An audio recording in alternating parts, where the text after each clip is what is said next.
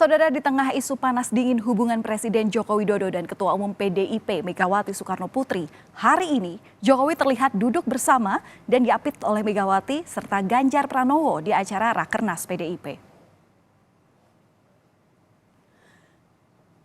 Dengan menggunakan baju merah, Jokowi terlihat berbincang bersama Ganjar Pranowo dan Megawati Soekarno Putri.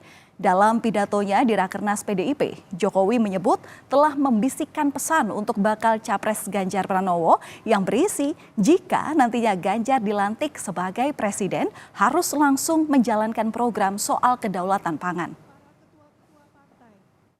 Menteri Kabinet Indonesia Maju. Calon presiden